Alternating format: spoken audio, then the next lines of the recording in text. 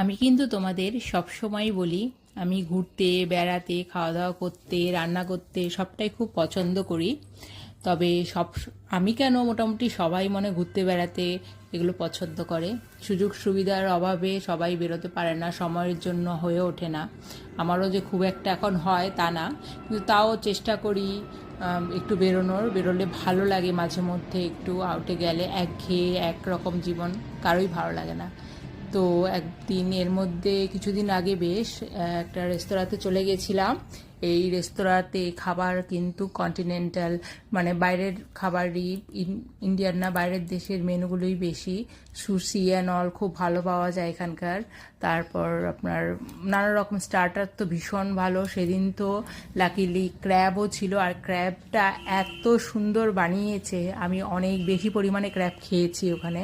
অনেক দিন পর এতটা ক্র্যাব খেলাম, আর ক্র্যাবের কোয়ালিটি এবং রান্না দুটোই খুব ভালো ছিল।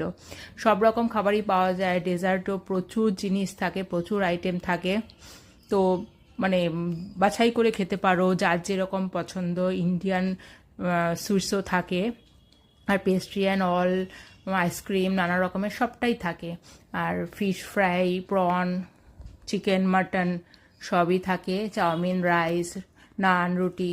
তো এই রেস্তোরাঁটার নাম হলো বিজারে এশিয়া। এটা সেক্টর 3-তে রয়েছে। অনেক সুন্দর এই রেস্টুরেন্টটা, দেখতেও সুন্দর, অ্যাম্বিয়েন্সও খুব ভালো, খাবার দাবারও খুব ভালো। মোমো, উইংস, তোমার সুশি, নানা রকমের। যদিও সুশিটা আমি খুব একটা পছন্দ করি না, এটা একটা চালের কিছু দিয়ে বানানো থাকে, আমার নামটা ঠিক মনে নেই। ওটা খেতে অসম্ভব বেশি ভালো। স্টার্টারে এটা ওরা দেয়, আর থাকে এই স্টার্টারে এই জিনিসটা, যে এমন নয় যে কোনো একটা বিশেষ দিনের জন্য শুধু বানিয়েছে, সেই রকম কিছু নয়, থাকে। আর ওখানে লোকে সুশি খেতে যায় ভীষণভাবে, কারণ বুফে সিস্টেমে এক প্লেট সুশি এমনি অর্ডার করলে অনেক বেশি প্রাইস পড়ে। তো বুফেতে তো আনলিমিটেড পেয়ে যাচ্ছে যারা পছন্দ করে সুশি খেতে। আমি পার্সোনালি সুশি খেতে খুব একটা পছন্দ করি না। তো প্রত্যেকটা খাবার আমার খুব ভালো লেগেছিল। তো তোমরা যদি চাও যেতে পারো বিজারে এশিয়া।